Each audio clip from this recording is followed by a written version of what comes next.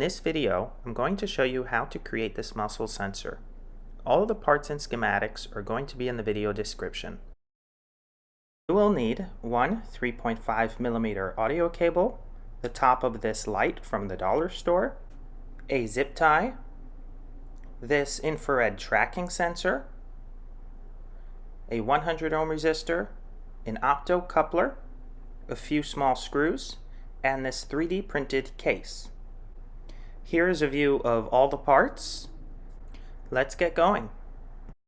The first step is to take apart this light, so I'll unscrew this case, pry it open, remove the batteries, open the inner case, and then begin unsoldering the parts. We want to remove the battery prongs and also this on and off switch, so that when you're done, you should have the 3 batteries, the 2 prongs connecting them, and the on and off switch.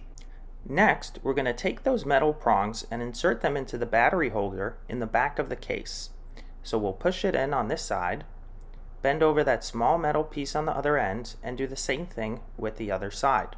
We'll push it in, make sure it's all the way down, bend over the metal prong, and when you're finished it should look like this. Next, we're going to solder the opto coupler. On pins 3 and 4, we're going to connect that audio 3.5mm switch. It doesn't matter which wire from the switch gets connected to which pin, as long as one wire is to pin 3 and the other wire should go to pin 4. So we'll just solder that together.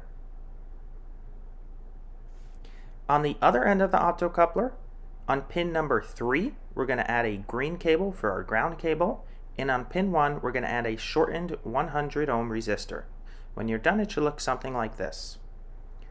Next, I'm going to take that green ground cable and strip away some of the wire. After around 1 inch from the optocoupler, I'll strip some of the wire, make a loop with it, and this is going to be our ground cable that we insert into that infrared tracking sensor.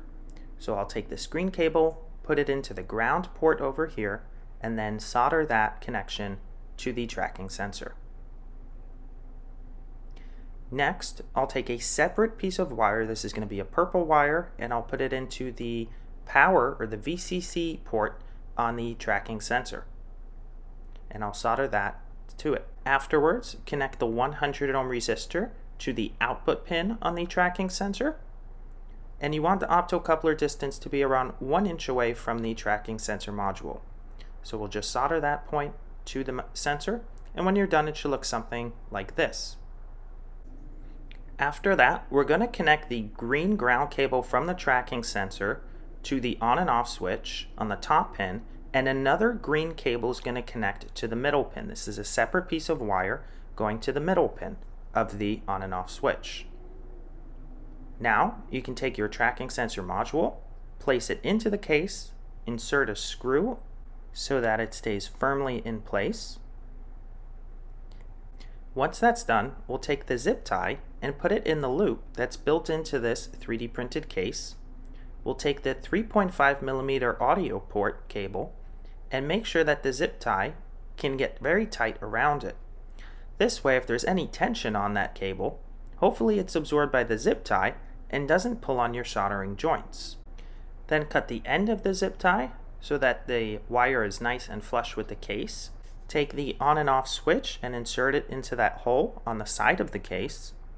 And then we're going to trim the ground and power cables so that they're not too long and can be easily soldered onto the metal prongs connected to the batteries. So you can see we're just going to solder that green ground cable and the power cable so that connects to the prongs of the batteries over there.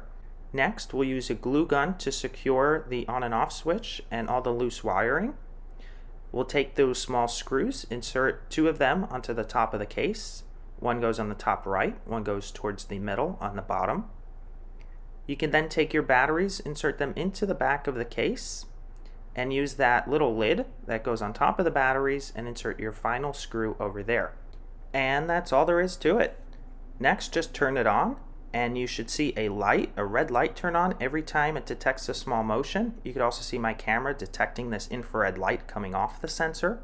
Here you can see that when I plug it into this little adapted light, every time I move my hand, even just a little bit, it's able to be detected and it controls the switch. This also works with the Xbox Adaptive Controller and tons of other Switch adapted devices. Thanks for watching.